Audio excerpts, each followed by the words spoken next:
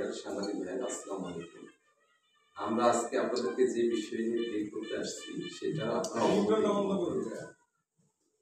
আমাদের গত 30 তারিখে ভোর 4:30 থেকে 4:45টার মধ্যে ত্রিশাল থানাধীন মঠবাড়ি ইউনিয়নের রায়মণি শাকিনস্থ একটা জায়গায় একটা ডাকাতির ঘটনা ঘটছে। ঘটনার বর্ণনা হলো এই: একটা রড ভর্তি ট্রাক চিটংয়ের বালুয়াঘাট এলাকা থেকে, মিশরের বালুয়াঘাট এলাকা থেকে ট্রাক ভর্তি হয়ে এটা শেরপুরের উদ্দেশ্যে যাত্রা করে 29 তারিখ 4টা বাজে, বিকেল 4টা বাজে। পথিমধ্যে 30 তারিখ ভোর 4:30 থেকে 4:45টার মধ্যে এই ট্রাকটা ড্রাইভার এবং হেল্পার সহ এই ট্রাকটা ত্রিশাল থানাধীন মঠবাড়ি ইউনিয়নের রায়মণি শাকিনস্থ একটা জায়গায় যখন ঢাকা ময়মনসিংহ হাইওয়ে রোডে আসে, পিছন থেকে একটা খালি ট্রাক এসে গাড়িটা প্রতিরোধ করে এবং খালি ট্রাকটা দিয়ে ট্রাক ভর্তি যে ট্রাকটা আছে, রড ভর্তি যে ট্রাকটা আছে, এটাকে প্রতিরোধ করে এই ট্রাকটা থামায় দেয়। থামায় দিয়ে খালি ট্রাক থেকে 5 জন ডাকাত আর 1 জন ডাকাত খালি ট্রাকের মধ্যে ড্রাইভিং সিটে ছিল। 5 জন ডাকাত দেশীয় অস্ত্রশস্ত্র, দাঁড় এবং রড সহ আইসা ড্রাইভারকে আঘাত করে, হাতে এবং মাথায় আঘাত করে তাকে গাড়ি থেকে নামায় ফেলে। হেল্পারকে ধাক্কাধাক্কি করে থাপ্পড় দিয়ে তাকে গাড়ি থেকে নামায় ফেলে, নামায়া রড ভর্তি যে ট্রাকটা আছে এটা ডাকাতি করে নিয়ে চলে যায়। আমরা এই ঘটনা শোনার সাথে সাথে ত্রিশাল থানা পুলিশ টহল টিম জোরদার করে ঘটনাস্থল পরিদর্শন করে বিক্রেতাকে জিজ্ঞাসাবাদ করে পুলিশি কার্যক্রমের কারণে তারা এই রড ভর্তি যে ট্রাকটা আছে এই ট্রাকটা ভালুকা টু গফরগাঁও পাকা রাস্তা ধিকপুর বাওয়ার গ্রাম নামক স্থানে ফেলে তারা পালিয়ে যায় এবং ট্রাক থেকে তারা প্রায় 1.5 টন রড তারা নিয়ে যায়। বাকি রড সহ ট্রাকটা ফেলে চলে যায়। পরবর্তীতে আমরা এটা উদ্ধার করি পুলিশ সুপারের নির্দেশে। ত্রিশাল থানা পুলিশের পাশাপাশি ডিবি পুলিশেরা তদন্তে নামে, ছায়া তদন্তে নামে। পরবর্তীতে আমরা বিভিন্ন জায়গা থেকে গত 22 এবং 23 তারিখে অভিযান পরিচালনা করে নারায়ণগঞ্জ, গাজীপুর এবং নেত্রকোনা থেকে বিভিন্ন জায়গা থেকে তথ্য প্রযুক্তির সাহায্যে আমরা আসামিগুলো ডিটেক্ট করি এবং তাদেরকে গ্রেপ্তার করি।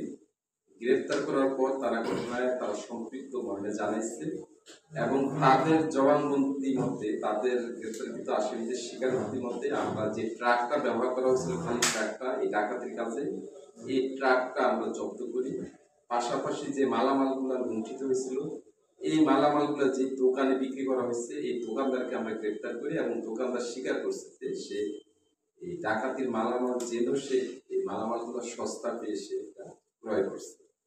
দোকানদার আমাদের হেফাজতে আছে, 6 জন ডাকাত আমাদের হেফাজতে আছে এবং এই যে ব্যবহৃত ট্রাক সেটাও আমরা যুক্ত করছি এবং পরবর্তীতে আসামিদেরকে আমরা আইনগত ব্যবস্থা গ্রহণ করব। ধন্যবাদ। কতদিন ধরে এই চক্রটা এই মহাসড়কে ডাকাতি ছিল? আমরা আসামিদের পিসিপিআর দেখে, আসামিদের যে পিসিপিআর যে পূর্বে কোনো মামলা রেকর্ড আছে কিনা আমরা দেখলাম যে 6 জন আসামির আসলে পূর্বে কোনো মামলার কোনো রেকর্ড নেই।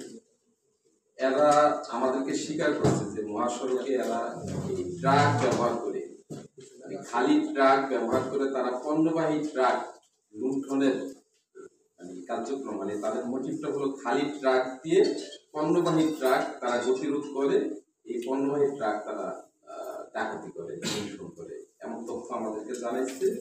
আমরা বাকিটা তাদেরকে রিমান্ডে এনে জিজ্ঞাসাবাদ করে পূর্বের কোনো ঘটনায় তারা সম্পৃক্ত আছে কিনা, পূর্বে কোনো ডাকাতির ঘটনায় তারা সম্পৃক্ত কিনা, তাদের কোনো ইনভলভমেন্ট আছে কিনা এটা আমরা খতিয়ে দেখব। এই প্রকৃতিতে কতজন সদস্য আছে, তারা কয়ভাবে ভাগ হয়ে কাজ করে? এই চক্রের 6 জন সদস্য, 6 জন সদস্য আমরা গ্রেপ্তার করছি। তারা ব্যবহৃত যে ট্রাক তারা যেটা ব্যবহার করে সেই ট্রাক আমরা জব্দ করছি। আমরা জানতে পারছি যে তারা ট্রাকটা কিস্তির মাধ্যমে টাকা পরিশোধ করে এবং এই ট্রাকের মালিক মামুন সেও আমাদের হাতে আছে। এই চক্রটা খালি ট্রাক ব্যবহার করে মহাসড়কের মধ্যে পণ্যবাহী ট্রাকের গতিরোধ করে এবং ওই ট্রাকটা, এই পণ্যবাহী ট্রাকটা লুণ্ঠন করে, এইটা হলো তাদের মোটিভ। এটা তো আগে এরকম কৌশল আমরা কখনো শুনি নাই, এটা কি নতুন কৌশল অবলম্বন করছে এবং এটা কি সাম্প্রতিক সময়ে আমরা এটা পাইলাম। আমরা এর আগে যতগুলা ডাকাতির ঘটনা ময়মনসিংহে আছে সবগুলা ডাকাতির ঘটনায় আমরা রহস্য উন্মোচন করছি।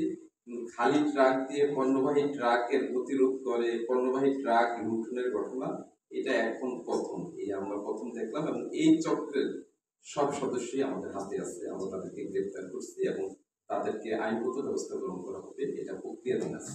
এই ট্রাকটা তারা কতদিন আগে কিনছে?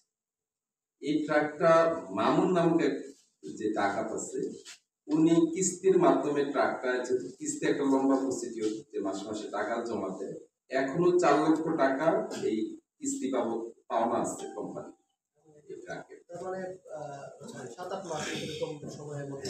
আমরা এমন দেখেছি যে এখনো 4 লক্ষ টাকা সে বকেয়া আছে এই ট্রাক বাবদ। নতুন কিনছে।